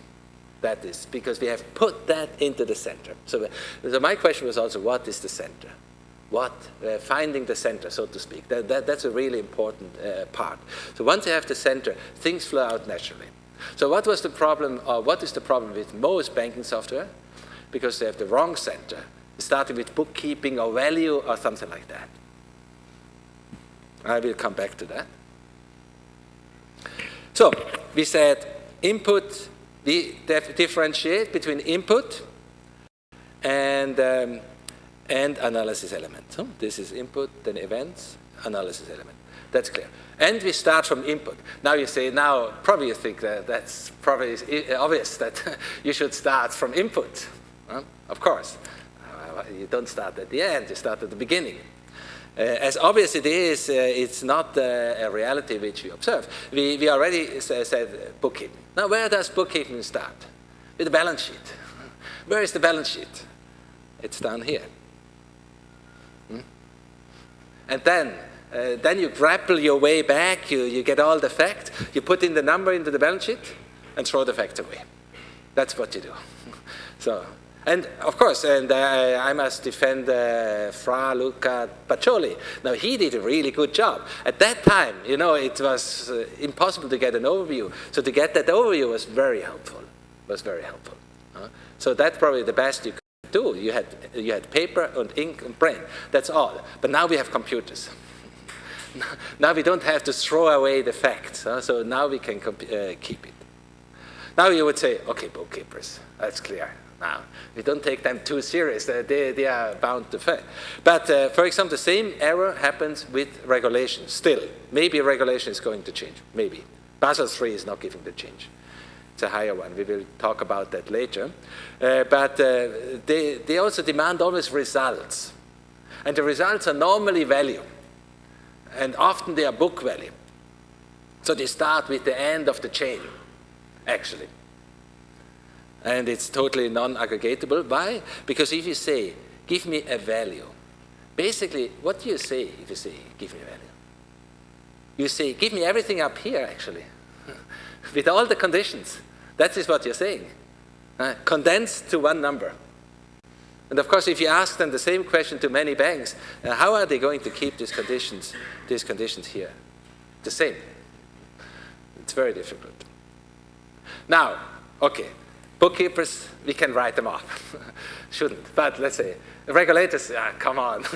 What are regulators doing? Not something real. But let's say, okay. But you know where it happens as well? In your modern finance class. So, you're doing the same error. I mean, where did option pricing start? Where was the starting point of option pricing? That value. Always jumping to the result. I want to see the value. No patience. Give me the bottom line. You know. So and if you look at the value, you know what it has. So that's a normal distribution. That is, I think, the strike price. So that's part of the contract. But R, which we have here, that's part of market conditions.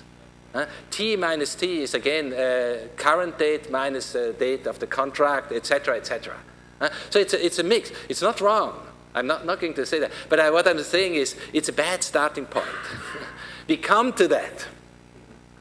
We should have first a nice layout of all these things, you know, put them together and then do that. So if you start with this, basically you start down here and you take up there what you need.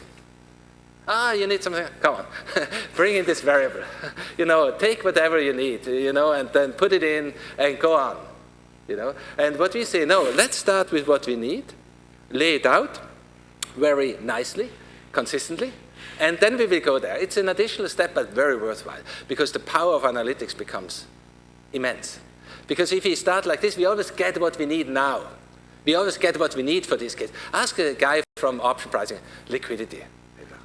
You know, what's that? You know, what should I do there? He has no clue.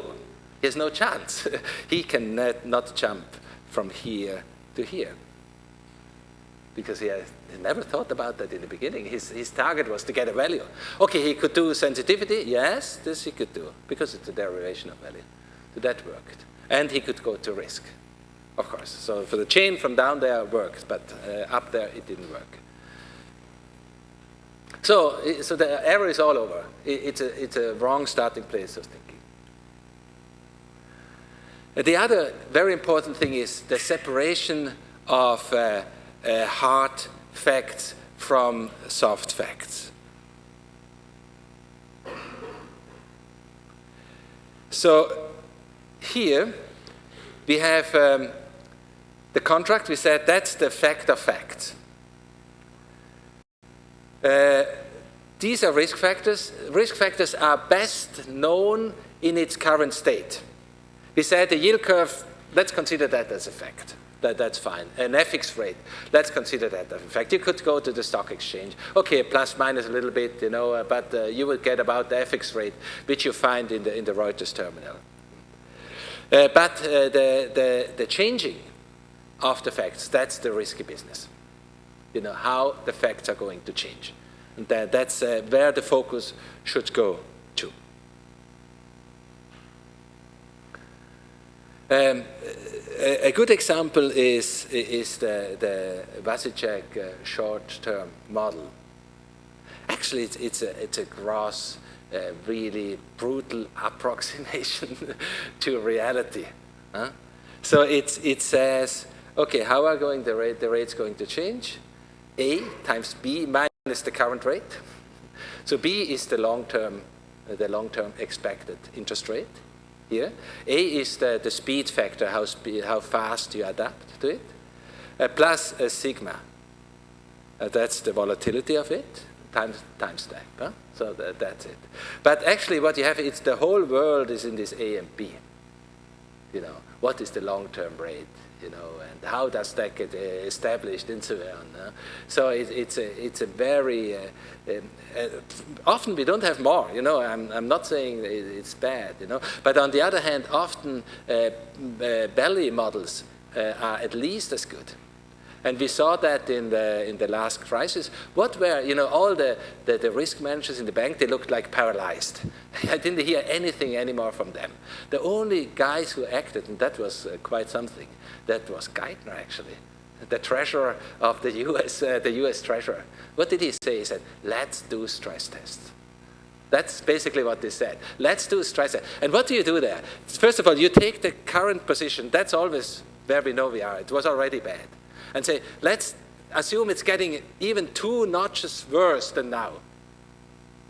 That's, from which model did he get that, the 2 notches? Of course, that was a decision just probably like that, 2 notches. And then let's calculate the whole system, go 2 notches down and see who is going to fail under these conditions. Who can survive? Okay, and that's very valuable information. So you knew who is really in danger, maybe then you could say, okay, this guy is anyway bad, let's drop him entirely, but this guy, let's save him. And what they didn't know is when they dropped Lehman was how the whole system was interconnected. That there was one like spoke in the middle, which was AIG, everything pointed to AIG, suddenly they were paying actually for the rest of the world. And that could have been known. And when we come to the end, we will see that this could change. That is, in my opinion, the real change in regulation, if that will come, if we get a system that can help us to answer these questions. That is yeah. So we have a certain certainty, risk, uncertainty spectrum. So the certain thing is the promise. And then quite certain are the current state of the risk factor. Now, there we even have already a difference. For example, market conditions, I would say they are quite certain. Because so many people dealing and buying and selling, so it's something we can trust on, the current market conditions. But the future state of the market condition is already more difficult. And even in the current conditions, markets is good, but counterpart is already more difficult. Counterparts, you have a rating, you have an internal rating. We know now all the hiccups with Standard & Poor's. Before they rated everybody AAA. Now they do the opposite. So that is more wizardry. Much less reliable than looking at the yield curve, so looking at the ratings here. So there we have more risk, and then here even more. If you look at behavior, if you do very important in a model, like if you do liquidity, most important is what happens to your saving accounts. That is the most important question, because that will swing everything around.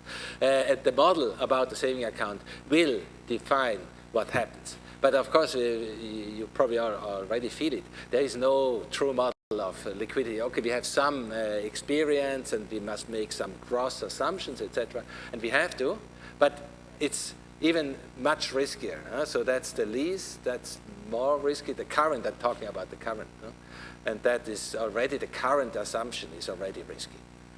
And then the risky thing is then the change of itself. And that is but I don't know whether you know this, there's the talk about uncertainty, risk and uncertainty. Risk is where you still can calculate, and uncertainty is where you don't have a model. And I think there you go into this kind of uncertainty. There's a good way of dealing with these problems, at least from an analytical perspective, that risk, I think if we are really in a risky case, and the risky case is, let's say now all the markets are quiet again, and they're moving, let's say, not like now, maybe we're getting there, hopefully, but then you have the shakes, the little shakes in the model. So then value at risk will be a good a good approximation. Huh? So you can calculate about in 90% of the cases I'm here, and 10% I'm out here. That's good.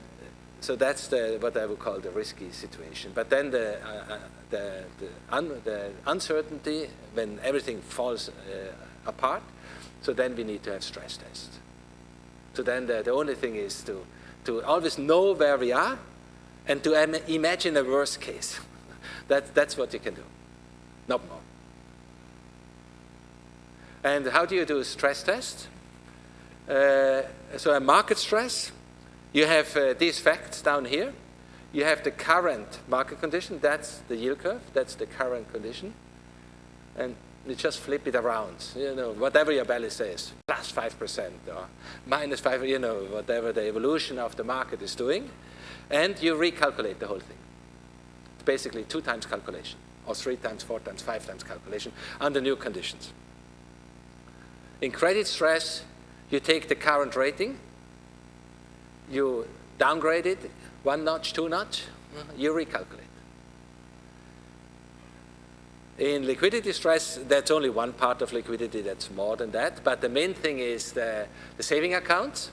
So this is your assumptions of liquidity, that withdrawal of money under certain condition. And you stress that, so you increase the withdrawal, and you see, how am I losing money, and where is zero, and what do I need, etc., etc. These are typical stress tests. And of course, the system has to offer both. It has to have the standard value risk or whatever sensitivity, but it has also to offer this possibility to interact with it in a very intuitive fashion. Only that makes it complete, and you will have plenty of possibility of doing that. Yeah, the completeness. The heuristic argument is saying everything in value and liquidity, that is what interests us at the end of the day, must depend on what we agreed and how people keep these agreements, etc., etc. And if you have a system like that, then we have everything. Then the rest is derivation. It demands, of course, a rich system. So the system has to be able to handle all the different financial contracts, etc., etc. And there is always a limit there. For example, let's say we cover 99.9% of the real existing financial contracts well. We can model them well. There will always be a 0.1% which you cannot. And especially if people play against the system, then they will invent something. But we can run behind. But of course, there we are running behind. But then normally these new instruments are not relevant. They don't become relevant. So you have to focus on the 99%. Better do the 99% correct than the 100% incorrect. So that's a much better thing. Yeah.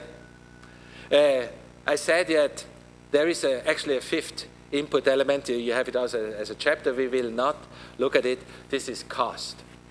With cost, we mean everything which is not derivable from the financial contract.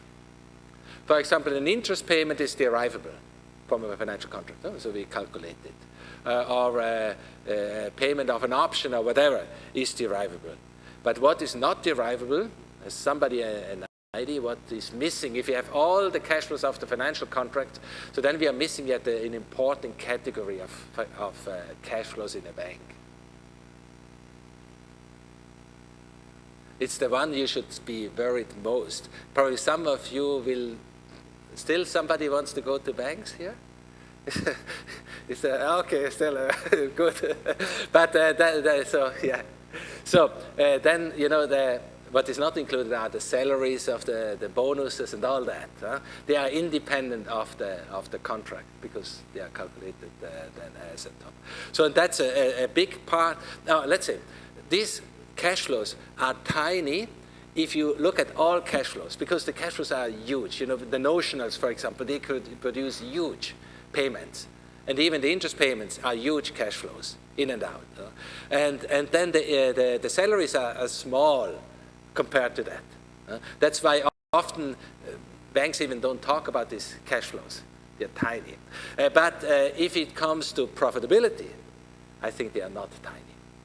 You know, they make a big chunk out of the profit, for example. So, and then you cannot forget them.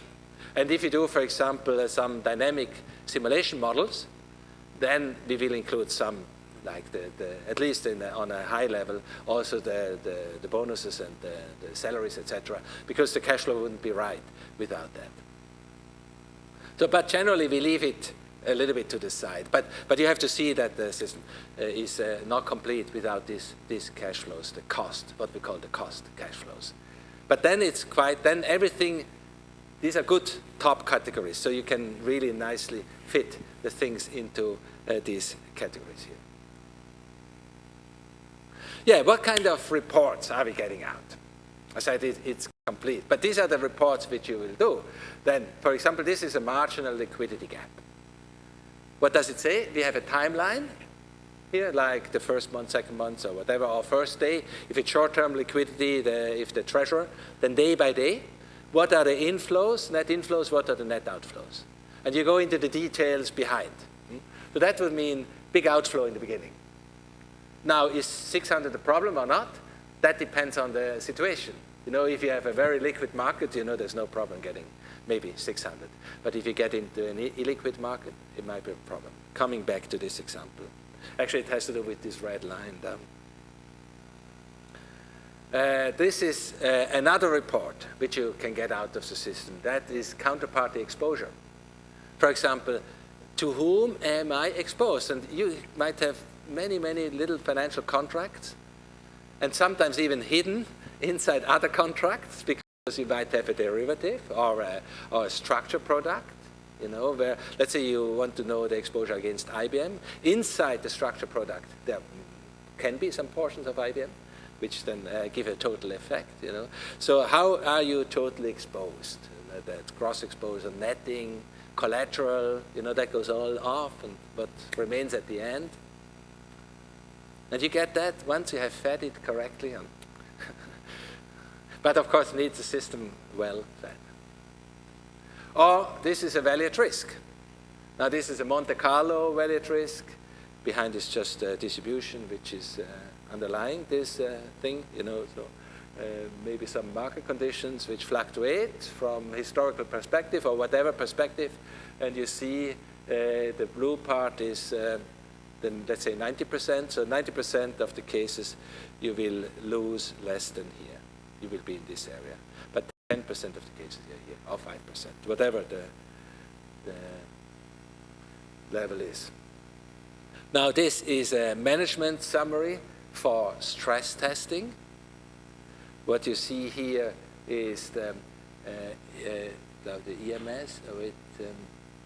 Yeah, it's a little bit. So these are yield curves here from certain market. I think the Swiss franc, US dollar, and euro, something like that. Doesn't matter. Huh? But what you take, the current, so that is stress number one. That was the EMS pricing, and that was Black Monday. Yeah, okay. Now I see it again. Huh? So you say, okay, I have to survive at least a Black Monday, a bad one, or maybe a few Black Mondays now, and then C. That's the portfolio. You know how much you lose under this shock, and how much you're going to lose under this shock, and then you see the losses in the different time perspectives, etc., and do that for different currencies. This is capital allocation, the risk-adjusted performance, something anyway which would be very important, that banks start paying bonus on risk-adjusted terms and not on the naked position. But you get everything from bottom up, because once you have the systems, except the cost part, which is here, this is administration cost. So that doesn't derive from financial contract, the rest does. So that is revenue, like interest revenue, but also FX, whatever related to market expenses, comes to income. And that, the whole thing is a department, for example. And once you have it at a single contract level, you can combine it as you wish. So you come to the operational income, which is the total market income plus administrative cost.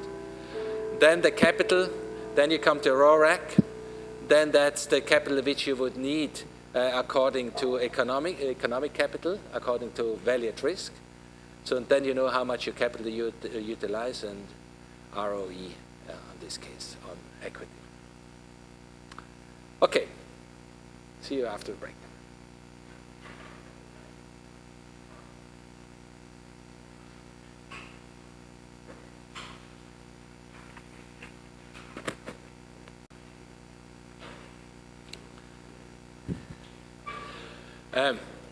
This example is, by the way, a very good example how you have to combine different types of analysis within one report. For example, what we have down here, that's income. So classical P&L oriented stuff. That's cost here. Then here you have value at risk. You use value at risk here. That's to establish the necessary capital here. And so you combine this. So in normal conditions, banks would do such a report by getting some results from this department, some results from this department, and trying to make one big. So it becomes very difficult. Actually, it's an exercise which sometimes is done by big consultants, just one off, and then for 5 years not, and then again by big exercise. But that could become a routine if you set up the system good from beginning and highly consistent. Yeah. Another important feature of the system which you are going to use is this, what I would call multiple valuation. So here we just say we have the financial events and we have value. We don't say yet what we do mean by value. What do we mean by value? Is it notional value? Is it market value? Is it book value? Is it whatever? The interesting thing is valuation fully depends on the events, independent of the valuation principles. So once you have the events, you have implicitly included all valuation principles, and you can do them in parallel. For example, you can say, okay, I derive the value by some kind of gap analysis, or by international standards, or my value is MPV, or my value is something else. So basically, we have another dimension in the system, what I would call the valuation system. And that itself is like, again, a two-dimensional thing. One is the valuation principle, like you say, nominal value, amortized cost, net present value, etc. So these are different rules how to derive value from the event. And the other dimension is the market condition which is implicit in it. For example, if you have different option pricing models, the reason why you get different models, values is because there's a different assumption about the evolution of the market condition. That makes actually a thing. So that's another thing. So you could have different market conditions, which then imply something about value, and then within that, different valuation principles, like nominal value, book value, net present value, etc., etc. So that's all possible. It's all possible, and that's of course fully consistent. Then, so the consistency between nominal value, market value, and so on is fully given. It depends on the same financial events. Then what we have in this system also is different risk sources. So it's complete also in terms of risk sources. So if you have market risks, then we move something here. So market risk moves market conditions.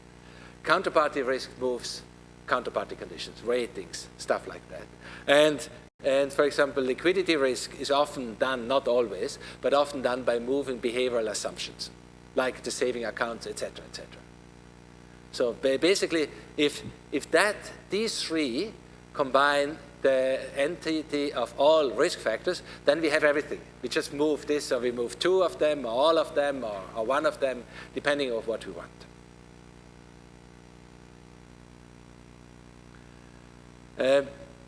Now time takes a special role in financial analysis. It's that relevant dimension. Actually, finance is trading cash flows over time. It almost always has this time dimension, except in an FX deal where you just at the same time do something. It has also a double existence. So today, you make a deal for 1 year, 2 years, 10 years, 15, 30 years maybe. So if you make a 10-year mortgage, so you decide something which will affect you for 10 years. And tomorrow, you do again deals. Maybe again for 10 years, for 5 years, or whatever. And the day after tomorrow. So we have the time dimension twice. So as it moves naturally, and every time you make decisions over time. That's generally what you do in business. But in banking, it's really strong. And in banking, you can make use of it because it's really what you deal with. So in this picture, we have once the time dimension here, what I call here now investment horizon. So every day, you make a decision into time. And you do that every day. So that is what I would call, it's a natural time. So then if we do dynamic simulation, then we will move along this time. And you will see what we need there is a good software which helps us to keep the two time dimensions together. Actually, they are on the same line. They are not really orthogonal. It's the same thing. But they are like two actions, independent actions, which you can do on this timeline. And of course, that depends that we have an environment where we can easily handle this kind of problems. And you will see, you will get it. But then once we do it dynamically, so what if we do dynamic simulation? The only thing is to now continue these conditions over time, like we are creating new contracts. Not tomorrow you make new contracts. And tomorrow you have other market conditions. Tomorrow the market conditions, counterparty conditions might change. The behavior might change. So that is what we do. And you do not move everything, of course, in reality. That's another way of showing what is the difference between what we call static analysis and dynamic analysis. And in the book, it's the first five, up to part 3. Up to part 3, it's static, what we will call static analysis. And most of the analysis done in banks is static. And you can imagine it like this. And just imagine asset liability, forget the off-balance sheet, but it would fit into the picture. Here, so you have your assets, you have your liabilities, and you group them according to time to maturity. And even if, for the sakeness of the argument, imagine fixed bonds, then it's very easy. So they mature over time here. So you take the existing contract, and you take existing market conditions. And then, for example, you discount contract and you get value. But then, if you take things about risk, you take the volatility and you flip around market conditions. Now that's if you do Monte Carlo. There are other techniques. But if you do Monte Carlo, you flip them around as many times as you wish, and you get a kind of distribution of. But what did not move, we had some movements here. But what did not move was the position. Of course, that shows already that there's an inherent contradiction in static analysis. You move something, although you don't move. But then you imagine like 1 day. 1 day doesn't matter. So if you have 1 day volatility, even 1 month's volatility, so these are approximations. They're not too bad, but it shows that some inherent weakness. That at the end of the day, we have to think dynamically because reality is dynamic. Now in dynamic, we start with the same initial conditions. So the contracts which we have, they already bear on the future. So this is the known future here, because it's already a part of your balance sheet in the future. But if there is something maturing here, you will reinvest it. And you will not only reinvest, you will grow. So you will put more money out into the market, and you will have something like that. So new conditions. New contract here. And the market conditions, so you have now not only a condition today, so that's still the static market condition, but now you forecast over time. That's not the same like flipping around without time move. So now you go really on time. And then the relationship between the market and what happens in the balance sheet is the following. For example, let's say we do a 5-year, we invest into 5-year bonds. So then the system picks up the right point in the yield curve, picks up the right rate of the yield curve, and then there is, of course, some conditions about spreads. These are assumptions which you make. So this spread, you add that, and that will complete that deal. And then it goes on. It's like real life. Of course, simplified in some way, but quite close to real life what you can do here. And then if a bond is created here, it will pick up these conditions. And if it's created over here, it will pick up these conditions as the forecast. So you have on one hand one forecast for the market condition, then a forecast for your business, and that combines, and then it creates a P&L, for example. It's only an example. And you do more than one scenario, you get a second, you do another scenario, you get a third P&L. But that's how it goes.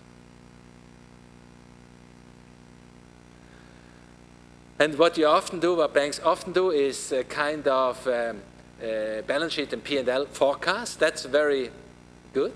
But actually, you even can forecast your bottom line, especially if your bonus is depending on it. But independent of that, you should do it. Huh? So showing you make a forecast of the balance sheet with market conditions, so that brings in the P&L. So the P&L is derived then in this system. And you have several scenarios, and so then you see what happens and you make your decision based on that. Or you do it even, you combine that with Monte Carlo. Now, before we had like 6 scenarios, manually chosen scenarios, or 3 times 2 behaviors, something like that. And here we then say, okay, now we have a model of market forecast. So we forecast market conditions a few hundred times. Don't do it too often, it's quite, takes some calculation, but it's getting faster all the time, but a few hundred times, that's really possible. And then what you could calculate, for example, is then the distribution of equity at the end of the period, or any time within the period, to see how the profit and the loss is then affected by the volatility of the market conditions. That's another interesting example, liquidity stress. Now this is liquidity according to at least Basel II. Here, from a real case, you have here, this is the liquidity gap. That was like the first example I showed you. You know, when you see the inflows and outflows. Then this solid blue line here is then the accumulated gap. So you take all inflows, outflows over time, and then there is an interesting point here where it becomes negative. That means at this point, from the existing business, the liquidity is gone. That's always the time where it's gone. The question is how far out it is. And then it becomes negative. And that's from the natural position. And then they added yet the guarantees. So if they would have to pay guarantees, they added their guarantees which they have given. So then you are at the lower part of the blue line here. And then they calculated what is the counterbalancing capacity. The counterbalancing capacity is you have a lot of bonds which are fixed, so they are not liquid by nature now, because let's say they pay in 5 years, 10 years, but they are liquid by the market. Huh? So you could sell them. So taking all that in account, they know how much they could sell fast. And then the condition is that this is the liquidity gap, Kapitalablaufbilanz, must be smaller than this counterbalancing capacity. So as long as we have always more counterbalancing capacity, where we can sell more, then the market can ask, the people can draw from our balance sheet, then we are safe. We always can sell. That, of course, then assumes that this still is liquid. Okay, you know, there the game goes on. So. Now, I have been talking a lot about static and dynamic. And there is some confusion. Like already I said, in the static case, we had these market conditions moving, like in the Monte Carlo, so the market conditions move. Now, can you call that static? Now, that's a question of taste. But we have made a little like system of between real static, and dynamic. So they are like an intermediate state. So that's why when we talk of type 1 analysis or type 5 analysis, this is what we mean. And often the term is used here. So if you have the pure liquidation view means there's no new business. You just liquidate your balance sheet. So that means business like in the first picture which I showed you. So nothing new to it. So and expected behavior, everything expected, and expected market. So that I have just my market conditions. So then what we call type 1 analysis, that's really static. Not just that, a snapshot now. But then you can shock markets. Now this is already, so the still liquidation view, so I keep my portfolio but shock market like in Monte Carlo. That is what we would call type 2. You start shocking certain things, but the position remains where it is. Then there is dynamic market like in American, no European options, no American options, they pay over time. So in the American options you have to have really a model, evolution model of the market. Because only then you can decide whether people execute or do not execute. So you have a dynamic model, but still you apply that on the existing portfolio, but now on the timeline. So you still have the shrinking portfolio, but you move on in time. This is what we call type 3. And then type 4 is like what we call the portfolio case, where you exchange the contracts to optimize your portfolio, but you still stay actually at the current time. That is a kind of intermediate going concern. And type 5, that's the really dynamic, like the last picture, where everything moves into thing. So we have a lot to do. Type 4 we don't discuss really, but 1 is a lot, 2 and 3 and 5. So these are the cases where we are. So it's sometimes good to know in which case you are. You know what moves and what you don't move, because we only have the 2 words, static and dynamic. So they're a little bit more differentiated. Yeah, so and everything here, I mentioned it already, is linked to the chapters of the book. So what we're doing now, or what we're just finishing now, is the introduction. I've done that, so it gives you an overview of the whole ID. This is chapter 1 and 2. And then now starting actually with today, now, we start with the input elements, which is the blue part up here. So we do financial contracts to start with. Then next time market risk factors, then counterparties, and then behavior. Cost we will drop because it's too much. And then we come to static analysis. So then we have completed everything up here. Then we come to this part here. So we start with financial events and liquidity. Actually, it goes well together, these two. Then value, income, and FTP. That goes there. FTP means here funds transfer pricing, not file transfer protocol. Just it is. Then we do sensitivity. So we go down here. So how do we calculate that? And then we do risk. And there's a special chapter about operational risk, because that's a little bit a separate animal, but we don't do that. But it's quite interesting for you to read. Then you have a complete picture of how these risks combine. And operational risk is often a topic, and it's good to know how that is related to the rest of the risk. But we don't have time. And then part 4 is then dynamic analysis. General mechanisms of dynamic analysis. So what do we have to think about when we do that? Then analyzing a bank, and dynamic analysis is organized by industry, because they are different by industry. So that's the best way to organize it. So we do banks first. There's a chapter about non-life, life, and non-financial. But we don't do that. So, and the longer we go here, the further we go away. In these areas, actually, static analysis don't make much sense. They really need dynamic analysis. And you will see that if you go to insurances and so on, it doesn't really tell you much doing static analysis. You have to see, because you have 50 years contracts, and that makes really the difference. But we don't have time. So we stay with banks, but you get all the base elements, and you could think on further than how that applies to this. And then part 4 is outlook and conclusions. So, I think very interesting is the chapter 19, where we show that this system could go on on a higher level.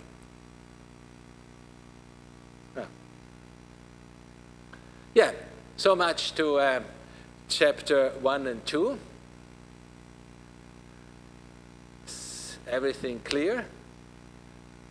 I think it's pretty clear, actually. So there's some details, but always hold to the big stamps. Then you always can hang yourself, and you know where to put things. Make things much easier. And you will see it will be. Or is here somebody who thinks that's too confusing or so? I mean, be honest. I'm probably a little bit biased here. Is it okay? Is it clear? Okay. Glad to hear that. Yeah, we have another 20 minutes. We have to take this 20 minutes because actually time is quite tight. You know, it's seminar and everything. So.